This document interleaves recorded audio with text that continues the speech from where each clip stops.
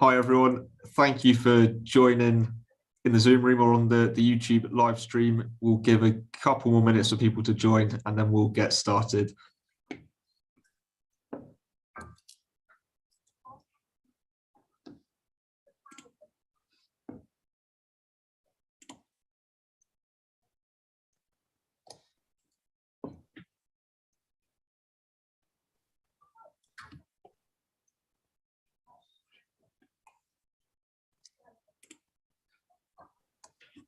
Okay, let's get going. Firstly, thank you everyone for joining. My name's Tom. I'm one of the co-chairs at King's Politics, and tonight, for the last day of term, we are really lucky to be joined by Anna Rönnlund. Anna is a world-renowned TED speaker, a data scientist, and co-author of the global best-selling book, Factfulness, which I've got here and can highly recommend. Awesome book, which Bill Gates gave freely to every 2018 US college graduate. And together with Hans Rosling and Ola Rosling, Anna founded Gapminder in 2005. Gapminder's mission statement is to fight devastating ignorance with a fact-based worldview that everyone can understand. In 2016, Anna founded Dollar Street, which is the world's largest systematic images bank. Born and raised in Sweden, Anna is a visionary whose main goal in life is finding systematic sense in vast amounts of data. And tonight, Anna's going to give us a presentation, and that will go on for about 30 minutes, and then we'll go to some questions from myself and from the audience.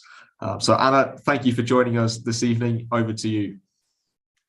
Thank you so much. So I have started now, right? Just so that I, lovely. So thank you so much for having me. Of course, it's a bit weird to lecture like this from my bedroom rather than being at the same place as you, right? But that's the new times we live in. So I was actually going to mention a few things about Gapminder, but I think I just skip through now. We don't really need that because I got this excellent introduction. So I'm going to actually talk about your worldview as good as I can. And let's see where we end up. So now I just need to do like this. Yes. So I actually sent out a link where I wanted you to test yourself. 25 of you did it. And I just think we're going to go through it. So basically, I was asking you ABC questions about different aspects of life, right? So it was 9 questions in totals. It was about humans and it was about the environment. So 2 different sort of main themes. So now we're going to go through them quite briefly, just to get a sense of how you were doing. So I guess you who did actually answer them are now sort of wondering how the rest were doing. So let's get started. We start here. The first question, poor in rich countries. The question is about what share of the population in high-income countries live in extreme poverty. Because, I mean, we see quite a lot of poverty in the news and we see them out in our big cities, but how many are they? 1%? 11% or 21%. So pretty broad spectrum, right? So 1% is correct. Actually, it's less than 1%. And we asked this question to the general public in UK. So first we were going to see how they were doing. So they actually got 19% got this one correct in the general public of the UK. And 19% might seem like a little because you were actually better. You came to 39%, which might not be super amazing, but still quite good compared to the UK results. Then we can look at inequality in rich countries. So we also ask this question: in what part of the world is income inequality the smallest when measuring how much the richest 10% earn of all income? So would it be Middle East, Europe, or Sub-Saharan Africa? And when I looked at the results, it looked like this. So most of you were actually thinking Sub-Saharan Africa. And actually that is a common response we get. But if we look at the results, it's actually Europe. But I think we're still stuck with a picture of the world where we think that everyone in Africa are sort of equally poor. So there is no money. But imagine the gap between the poorest and the richest is, of course, huge in a country with huge income distribution. So once again, we compare to the UK, and we can see that the UK general public, 19% got this. And what about you? You were still doing a little better. Not amazing, but a little better. I think this is what we think of when we think of sub-Saharan Africa, and we can't imagine that the income gaps are smaller in Europe. Then I was asking you about the global trends in extreme poverty, and in the last 20 years, the proportion of people living in extreme poverty has halved, remained the same, or doubled. I mean, pretty wide difference between these three different answering alternatives. So basically this one is the difference. And this is what has happened. So as you can see, the extreme poverty has fallen even lower than our lowest alternative. And when the pandemic stuck, it actually started moving a little bit upwards. But where it's going to end, we have no clue yet. So the results here, the UK public was actually doing pretty bad here, as you can see. So people are not aware that extreme poverty has almost halved, but you were. So here you obviously have some knowledge. It's quite obvious. Then we have lifespan globally. So basically, today, what share of the world population live in countries where life expectancy is shorter than 50 years? Is it less than 1%, around 30%, or around 60%? It's actually less than 1. So let's have a look. This is the results. And as you can see, you're still outperforming the general public in the UK. You're not excelling, but you're still doing pretty good, right? And then we'll go to people in low-income countries. And there we asked, in 1990, 58% of the world population lived in low-income countries. And what is the share today? Is it around 9%, around 37%, or around 61%? 9 is the correct. And UK, general public, only 3% got this, which is pretty amazingly low, right? And 16% of you. I think you are sort of on the low end here. So let's have a look. We asked this question in 32 countries, and you can see UK, you were actually scoring, UK as the whole was scoring almost worse. Finland was worse, but UK was doing pretty bad. You, on the other hand, you were scoring among the best. So you are on par with Saudi Arabia and United Arab Emirates and China. So I think this is pretty interesting how this is actually distributing, how the European countries and the sort of traditionally, classically high-income countries in the Western area are actually scoring pretty bad on this one. So if we have a look on what has happened, this is the world in 1988. We can see lifespan on one axis. So you can basically see how many years you can expect to become. And on the other axis, we have income. And every bubble is a country, the size is population, and the color is the region. So let's have a look what has happened. So this is what the low income countries in 1988. And then we can actually play them and see what happened since. In 1988, 56% of the world population lived in low income countries. And this is what has happened. So let's play it over time. And you can see they are highlighted, the bubbles that used to be the low income countries. But as time moves, you can see how they are actually leaving the low income segment. And today it's only 9% left in this area. But I was also asking about lifespan previously. So let's go to that. It was actually how many percent was living, could expect to become less than 50 years in life expectancy. And as you can see today, it's actually none. Back in 1960, it was the whole of 55%. So this is just to show you that the world is a constantly changing place and quite a lot of things are actually improving. That doesn't mean that everyone are doing good or that everything is fine. No, we have huge problems and challenges, but we can see a trend that a lot of things are actually improving. So what about happiness? This is a tricky one. As you know, it's very debated what is actually happiness. But on some of the bigger testings, we have actually seen that there are similar trends. So let's have a look. In which countries are people on average least satisfied with their lives? Low-income countries, middle-income countries, or high-income countries?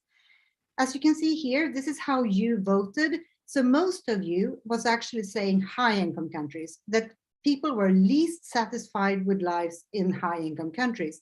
And I think that goes with what we see in media. We hear about mental health issues, and we hear about unhappy celebrities, and we know in our hearts how badly hurt we are by stress and everything else, right? And we can imagine life being different somewhere where you don't have that much pressure. Maybe you have more time to spend with family and friends and so on.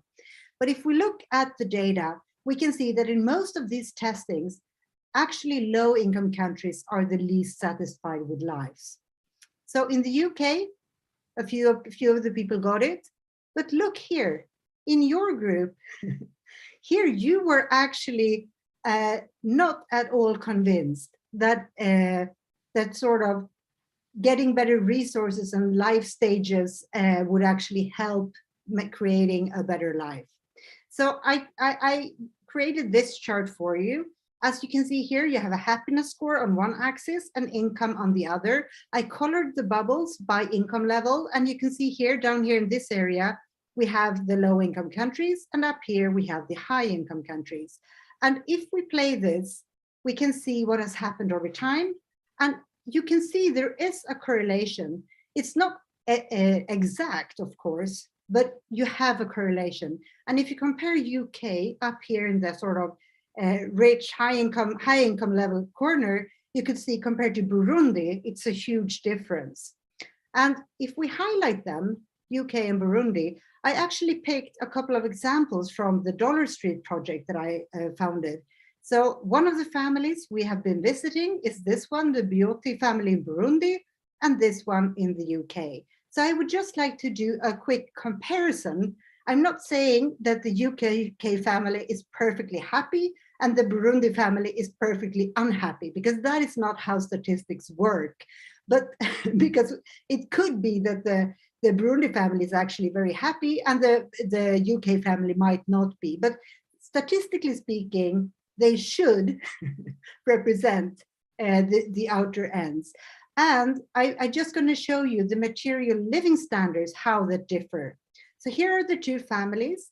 We can look at their houses and see that if you live in the left house, the Burundi house, it will be pretty bad when it rains, because you will actually get a flooded floor, as you can see here, compared to the carpeted floor to the right, which seems a little bit more comfortable. You can also see here to the right, in the UK, you can pick between different shoes, and to the left, you seem to have two pairs that you have to choose from. So a regular day, you would most likely walk barefoot. We can see armchairs, beds. Which one would you prefer to go to bed in? And we could see cooking utensils, we could see shampoos, or stoves, or dinner tables.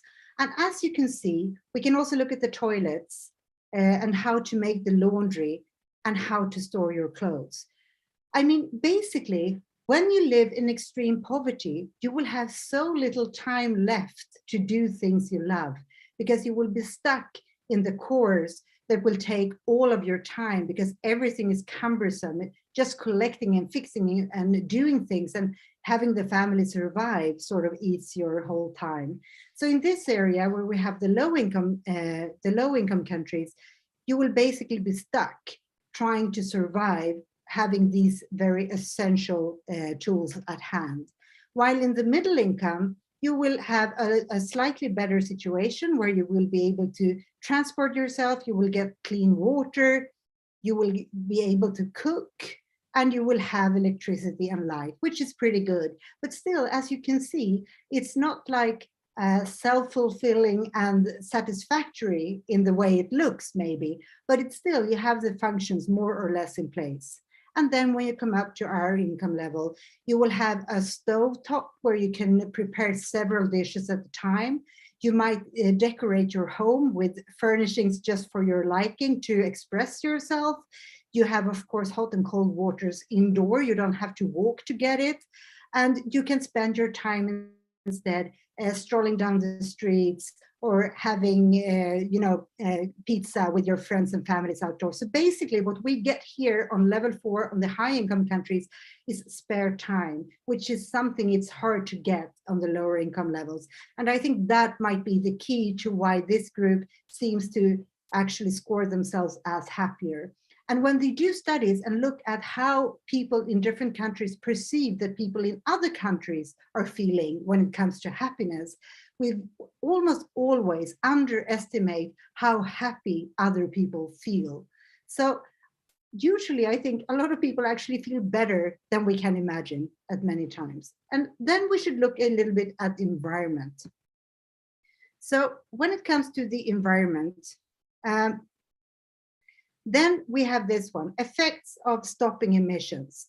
One question here, if all emissions of CO2 completely stopped right now, how much of the current CO2 in the atmosphere would still be there 100 years from now? 10% of today's, 50 or 90%? And the correct one is 90, because the emissions are actually disappearing so slowly. So most would actually be there even if we stop now. UK and your result. So here, I think this was amazing. Here you're doing very, very, very well. And then we can have a look here. If we have the emissions today, what would happen then? The levels would decrease, stay the same, or increase? It would actually increase. So how could that be? First, we look at the results. UK 32 and you 22. So let's have a look. This is a house representing society, and we are actually emitting, right? This is what we do today. If we emit next year, we will still have the emission from previous years. So this is the most basic slide set you have ever seen. But it's actually pretty interesting to see it, to actually realize what happens. Here in 2025, if we would have the emissions, we would still continue to add and add and add. And even if we just decrease it even further, it will still just add, because we add at a faster rate than it will actually disappear. So when we reach 0, then if we have a look here, we can see how the emissions will stay most of the time for a long, long period. And then eventually we will see a slight decrease of the emissions. So I think very often when we think about this, we overestimate the effects if we have the emissions today, which we are not even close to doing. So I think this is just a reminder that we need to do drastic things.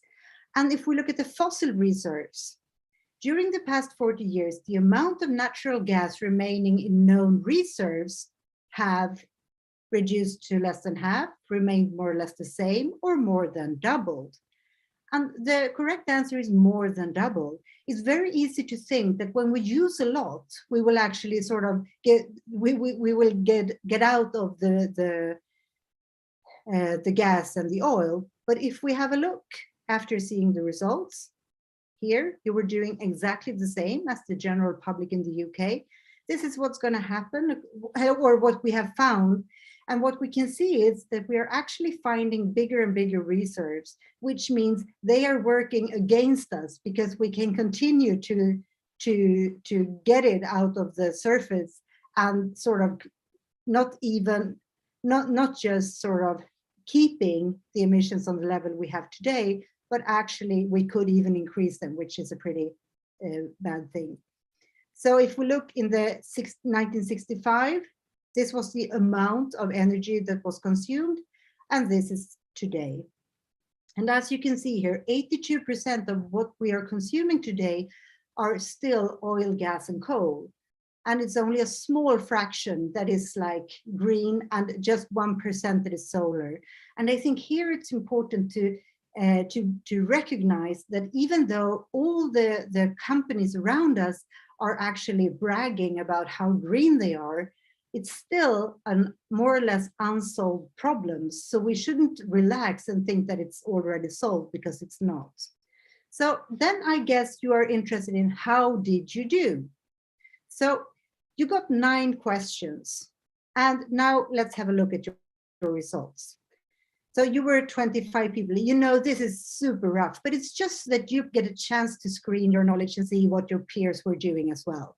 So based on these 9 questions, you could get 0, 1, 2, 3, 4, 5, 6, 7, 8, 9 result, 9 correct, right? Because that is the amount you could actually pick. And this is how many people you were. So let's have a look at your results. I guess you're a little bit nervous right now, and maybe you should be. So here we go. 0. 4 persons actually scored 0, which is sort of amazing that you can be able, if you pick 9 questions in a row, being able to pick the wrong one every single time is actually somewhat impressive. And then we had 1, 2, none 3, 2 scored 4, 3 scored 5, and 1 scored 7. So I don't know who scored 7, who you are, but congratulations, because you are special, as you can see on the group. And what if we would have given these questions to a chimp? Well, every question had 3 answering alternatives, A, B, and C. And the chimp, unlike you, cannot read or write. So the chimp would just pick randomly, right? So actually the chimp would end up getting 3 correct on this one. And as you can see, you are basically you have room for improvement, which is very good. And you are in an educational system, which is very good. So this might look very, very depressing, but you should not be embarrassed, because we have tested this in so many audiences, in so many countries. And the thing is that most people are actually always getting this wrong. And this is what we have spent our time actually investigating for at least 5 years, because we got so fascinated how so many smart, intelligent, well-educated people in so many countries actually get the world totally wrong. So you are not alone. That is what I'm going to tell you. Basically, everyone does this. So this is nothing special. But I think it's important, because when we think about ourselves, it's very easy to think that we are sort of know the world. And when we think we know the world, why would we need to learn something? Because we already know it. But there is a huge risk that we are actually wrong in our assumptions. So what I want you to do with this chart is not to be embarrassed, but to remember that most often we are wrong about what we know about the world. And the world keeps changing. So even if we correct our worldview today, the world will continue to change and it will become outdated.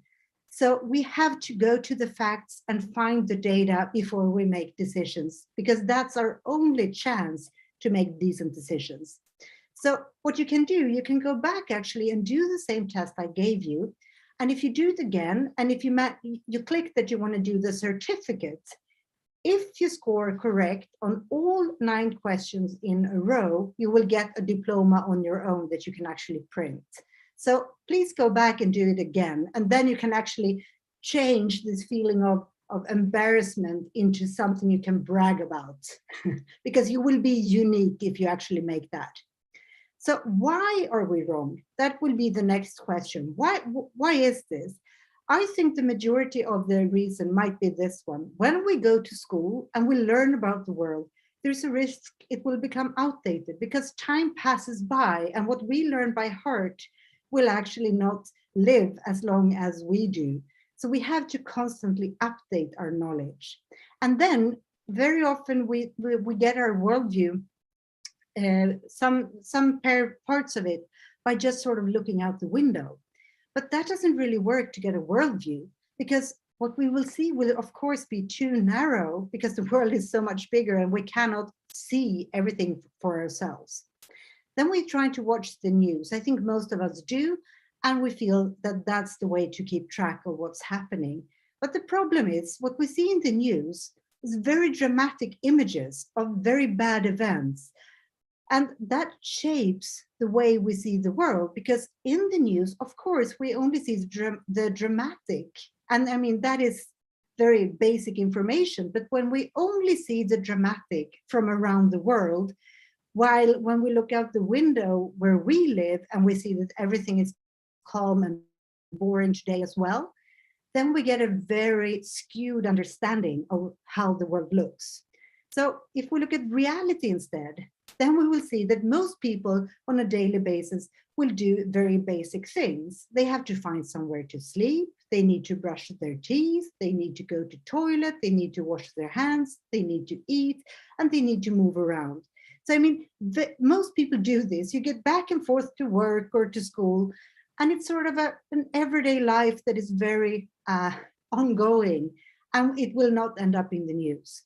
So to really get an overview of the world, we introduce 4 income levels. So we talk about level 1 to 4, and here's the 8 billion people of the world, and this is how they are distributed. As you can see, the majority are in the middle, but in our brains, the majority are either extremely poor or extremely rich. We tend to sort of forget about the middle where most people actually live.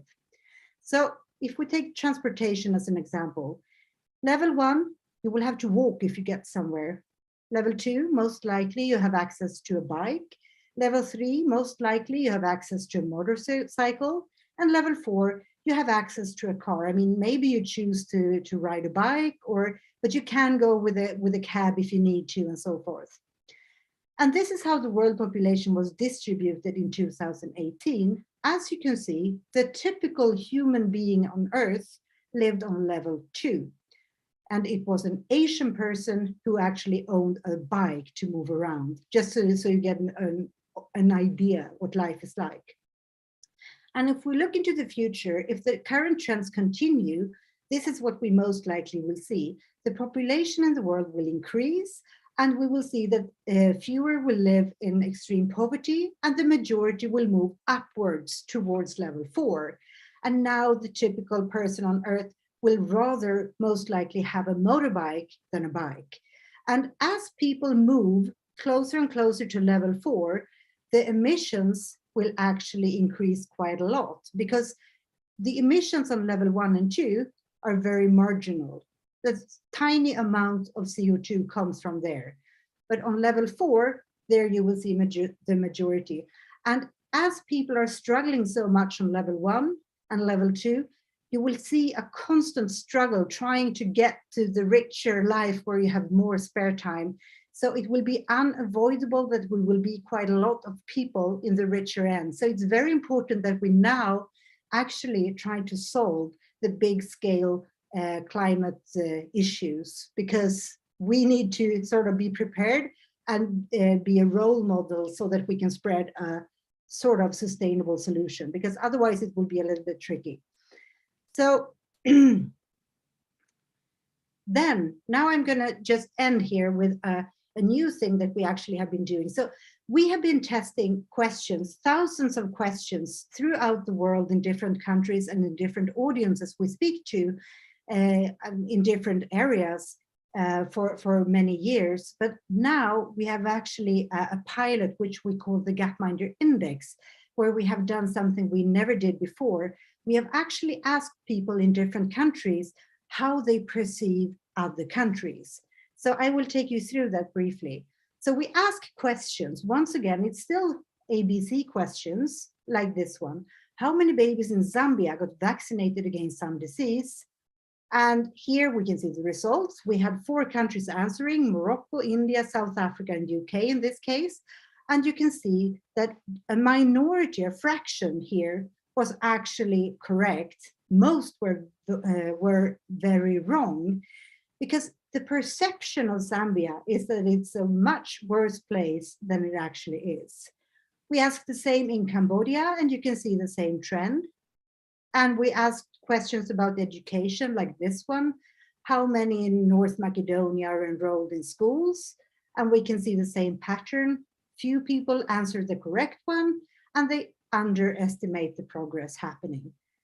How many have access to electricity in China? Close to 100% is correct, but people think it's much less. So basically, over and over again, we see that people underestimate what is happening around the world.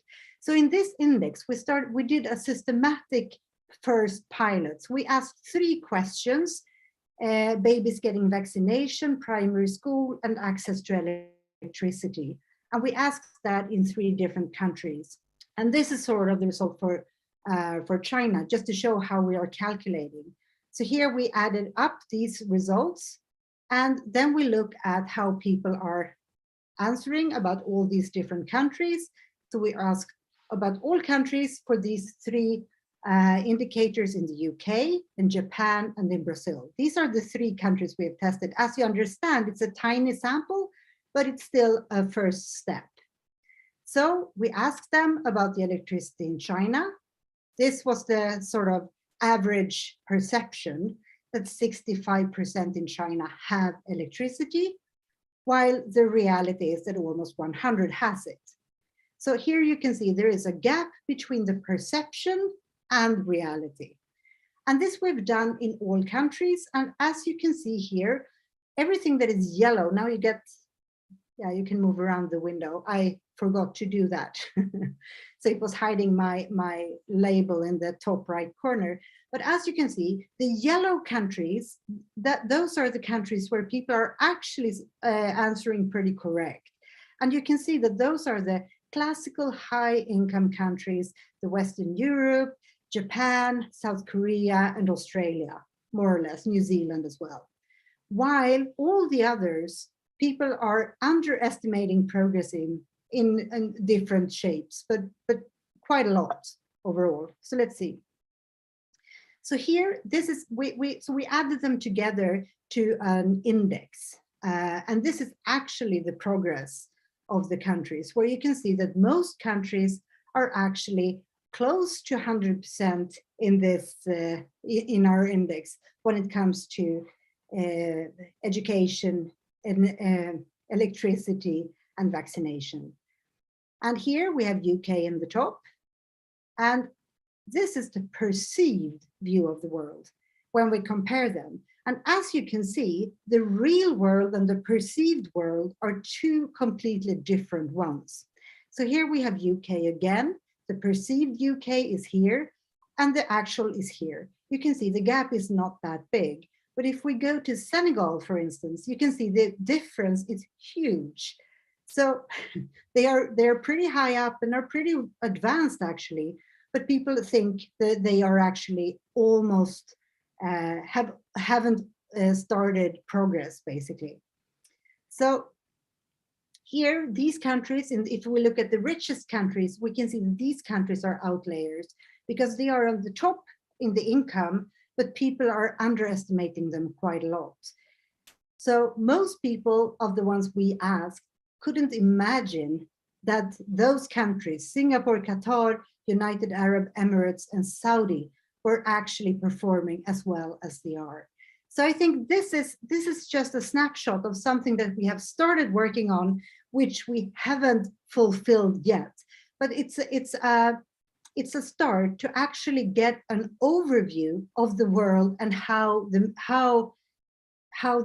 perceived world looks. And of course, we only asked in 3 countries. And as you can imagine, that is a tiny sample, but it's so humongously expensive to ask these fact questions using panels and actually get these results. So it's a pilot, so we can actually start defining the project. And then we're hoping to get funding further on to actually screen all of humanity, which is, of course, maybe a little bit unrealistic, but that is what we would love to do, to actually get a very detailed map of how we see the world around us. So of the 7 billion people in the world, 52% are underestimated. And just imagine how much that will do when we try to collaborate, because today we have such a huge challenges. Now, very recently, we got the fear that we might stand for a bigger war, which is pretty scary with the Ukraine. We have just left a pandemic, and we might have an economy that is a little bit shaky at the moment. I mean, the world needs collaboration, because otherwise we cannot solve these issues. And we should not talk about the climate, because climate is not something that is sort of stuck inside nation borders. We need to collaborate around the climate, of course, as well. And how can we do that in a constructive way when we're totally wrong about the world we live in? So I think it's a huge challenge to find how we can upgrade our worldview so that we can have better collaborations and actually solve the big problems. So what we need to do, we need to realize that the world is, if you look in the very long perspective, and if you look at most things except environment, you will see that the world is getting better, but it's not good. And that is a very important distinction. Better is not the same as good. But a lot of things are improving slowly, not the environment, but a lot of other things. And to plan for the future, we need to know the present. And that is something that we have tried to identify the problem of when people don't know the present. And one of the reasons we do these kinds of screenings is so that you will understand that most likely you are also wrong, just like the rest of us, because that is how we humans work.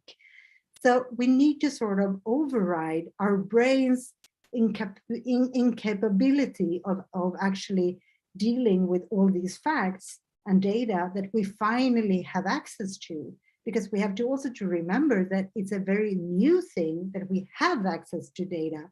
So now is the first time in history when we can start using all that data to actually make meaningful decisions. Now what's lacking is more or less data literacy. We have a world population that is more or less literate, but data literacy is something we haven't really learned yet. So that is something we will have to, that is sort of coming. And I am certain that that is something we're going to make use of for all the decision making that will come. Because without data, we will not be able to make any good decisions.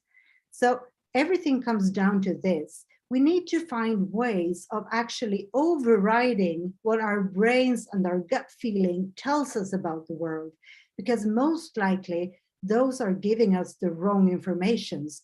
So don't make decisions based on gut feeling or what you think that you already know or learned.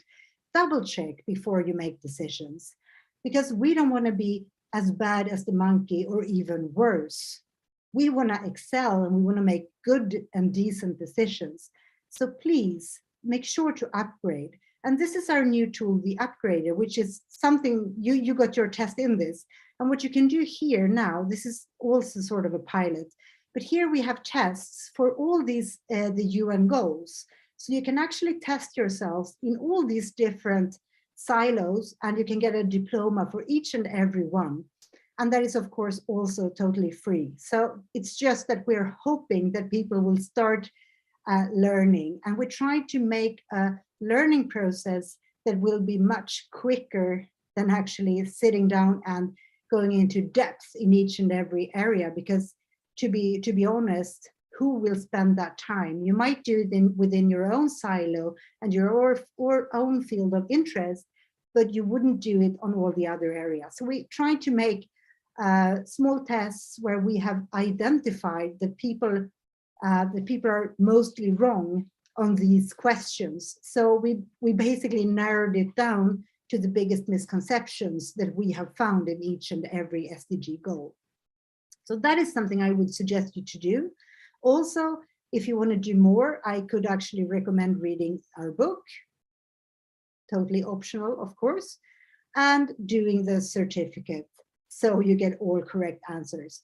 So what I try to do here, because I'm not that interested in you learning these numbers on these questions by heart, because that will be outdated and you will basically not have the capacity to fill your brain with all these trivia numbers, which it might even feel like.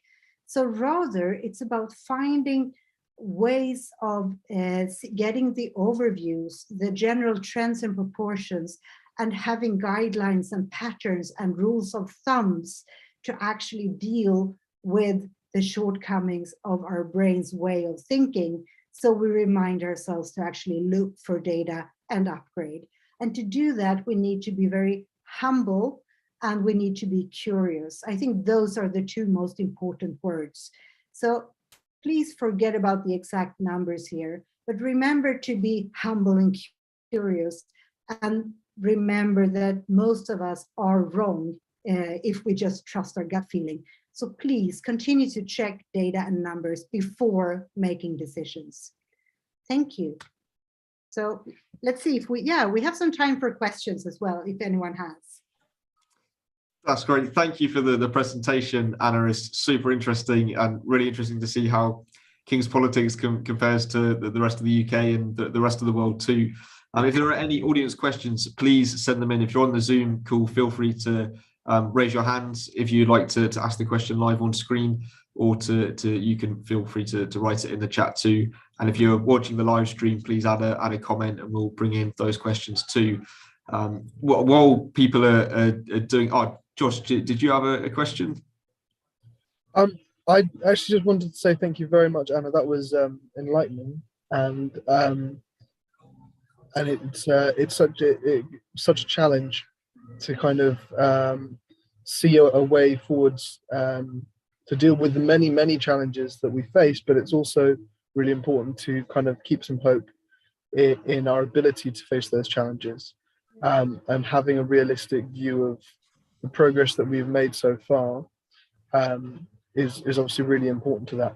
So actually, if I could ask a question, it would be with regards to the last couple of years and the pandemic, which has, affected all of us at Gapminder, and what have been the largest trends that you've seen in the last couple of years, or the things that you found most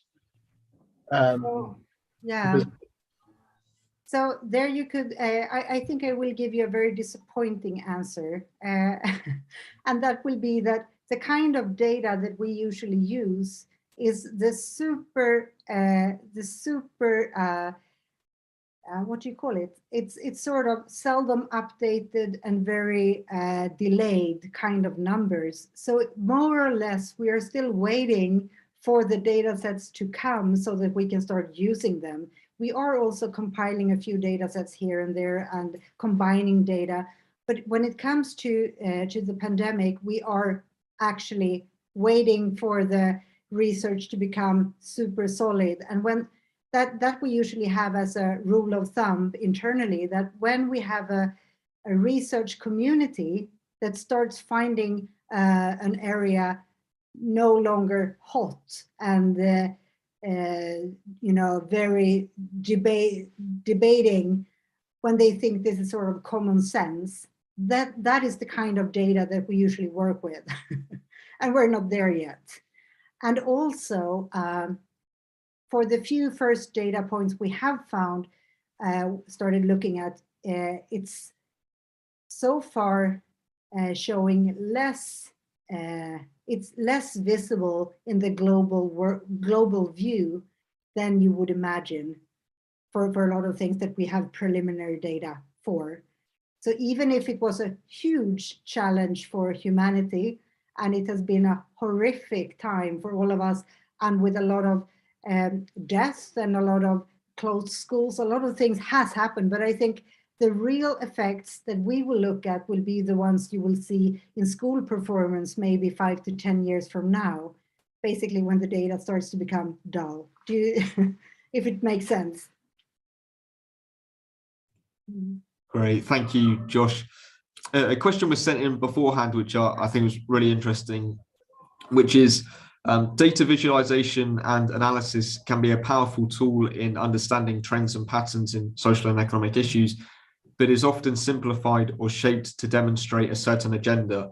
So the question is, in which settings is it appropriate to turn to data? And if appropriate, how can we convey these insights to the public clearly and impactfully? Yeah, it's a huge and great question. I would recommend that start by using data from the big global data providers like the World Bank and the UN and those kinds of data producers. I mean, that would be a baseline. And then you will have to look for, within certain topics, you will have to look for the biggest institutions. And I do agree that it is a a very fussy environment, because most organizations, companies, and even people will have some kind of agenda. That's why they're working on it, because they are passionate, because they feel something should be changed in either way. So you sort of have to be aware of that. But I think very often people are making it too simplistic, saying that either data is good or bad.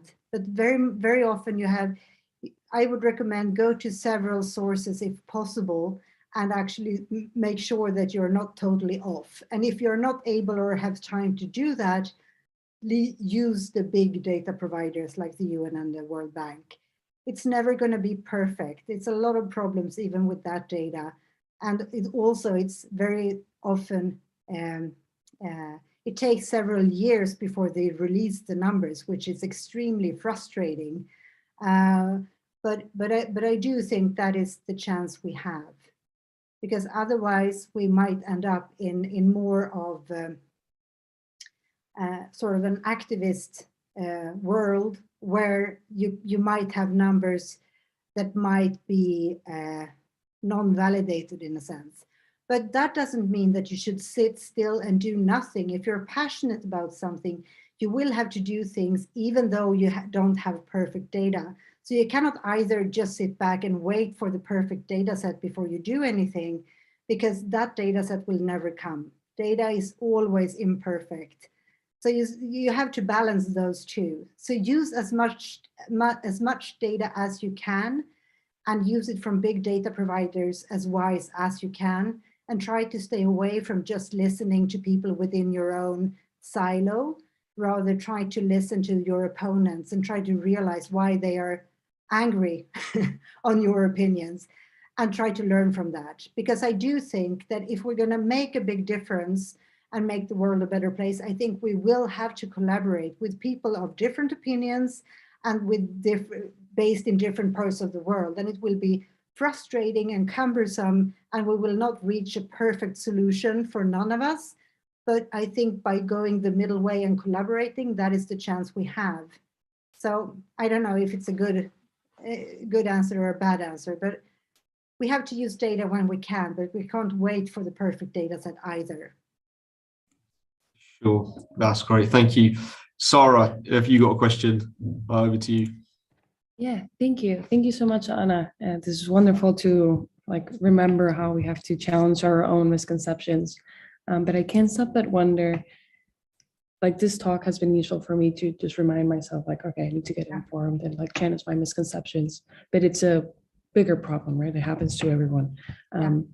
So I'm thinking through this brainstorming thinking, what actor would be responsible to and better inform people, or so that people change their behavior and change their misconceptions. I'm thinking maybe educators or the media or the government. So I study public policy here, and I wonder if you have any ideas of how policymakers, what's the role of policymakers in better informing or trying to change the misconceptions of the people. I don't know if you have any ideas or.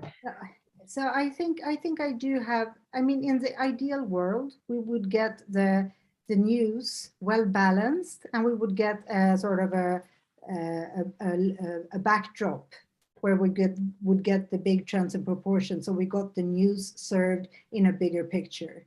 But in reality, that is not the case, because the news are being produced by the minute when things happen, and they have imperfect information, and they will not have time and resources to do the full data hunt before, I guess. So I think that is something that we might learn, might add gradually. So I think the news will hopefully be able to improve.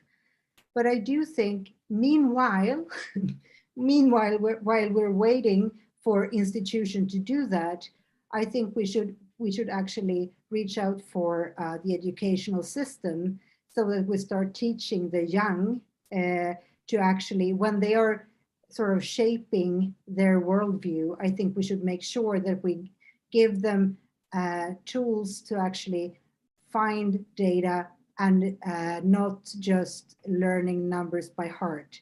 And I do think that the educational system is still lagging quite a lot behind. So that, I think that will take time, but that is the only way I can see that is actually going to work long term and big scale. So and while we wait for that too, I think we can at least try to deal with our own mind's narrowness in understanding the world around us, sort of trying to trick ourselves to think a little smarter. But that is sort of just a hack while we wait for the bigger solutions to fall in place, which I hope will happen sooner or later. But I think it's a very slow process. Thank you. Great. Thank you. We've got another question in, which is, what do you think Hans Rosling's legacy is? And do you think people are starting to think more positively about the world because of data or not? Well, so here I think we at Gapminder are in a very sort of in a tricky spot in time, because when Hans was still alive, we were in a situation where I would say things were bad and things were happening around the world that was bad, but it was sort of a huge trend of things sort of improving. Now we have seen the pandemic, and now we have the Ukraine situation that is sort of, and of course the climate that is actually popping up and becoming something big that people think about.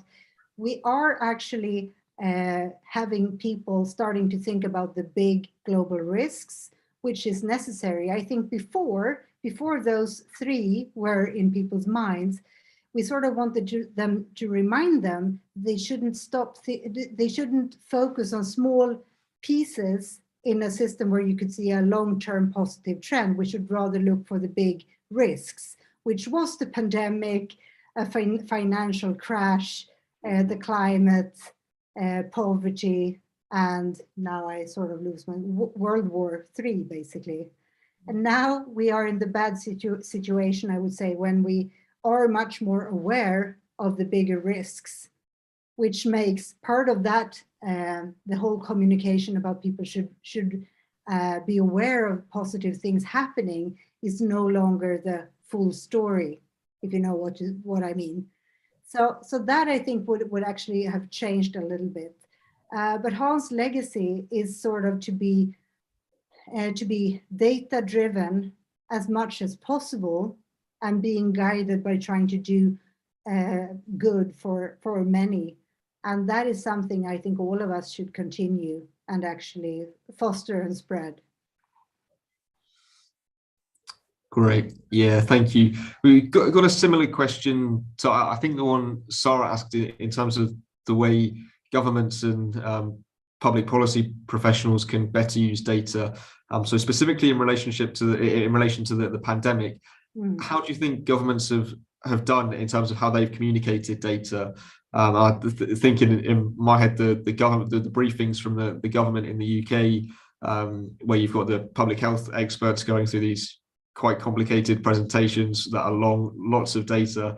It's none of the these awesome graphs in the front of your book. Is a completely different level of stuff. So how do you reflect on how governments have communicated data through the pandemic?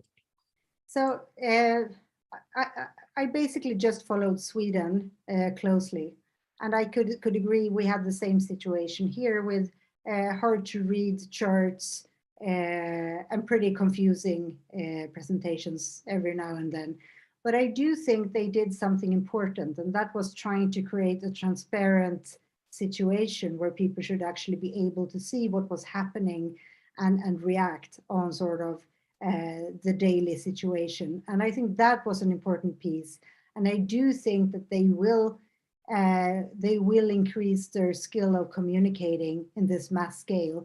They had been fortunate enough not needing that skill before, but I think from now on, it will most likely change in all these organizations, because it's a completely new time where they are expected to, with like no time's notice, be able to make themselves understood to a big audience.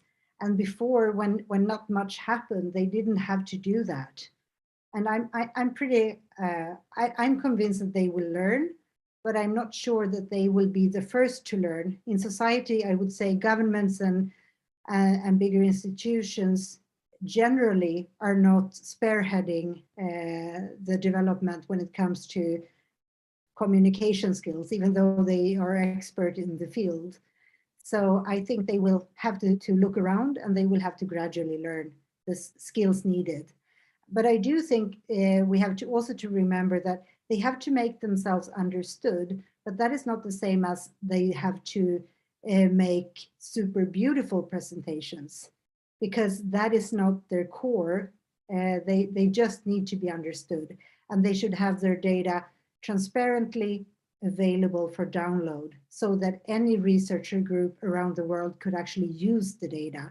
So I would say that part of their mission should, I think, is more important, that they keep the information available and free. And in Sweden, they did provide some of the information, somewhat free and somewhat understandable, but quite often it was just aggregates of small fractions of the data, and it was never presented in a way that we could just sort of scrape and do things with it. And that, I think, is the reason for that is because they are afraid that someone would blame them for bad quality of data. So they sort of, in a sense, hide behind giving out more like PDFs and aggregates, so no one could actually see the real data. So but I think things are happening, and we all need to keep them accountable for actually sharing information. Great. Okay, thank you. We've got one last question that I'll squeeze in. It's a short question, but I suspect quite a hard one to answer, which is, have you got a favorite fact? Oh, a favorite fact. That was a surprising one. A favorite fact. Do I have a favorite fact? Maybe sort of the long time trend where you can see child mortality worldwide going down dramatically. I think that one is pretty neat, because after all, it comes to, I think, having children surviving is sort of the step one to have a decent society. Great. Yeah, that's a good fact. I think always a good thing when child mortality is on the decline. Anna, thank you for your time this evening. It's been really interesting to hear your presentation and your thoughts, and thank you for all the work you do as well with Gapminder and Dollar Street, and the book is all super interesting and really important stuff, I think. So really appreciated having you here this evening, and thank you everyone who's come along to watch on Zoom or on the live stream. We'll save this and share it around afterwards for those who weren't able to make it. But thank you again, Anna, for coming. Have a great rest of the week, everyone. Thank you for having me. Bye.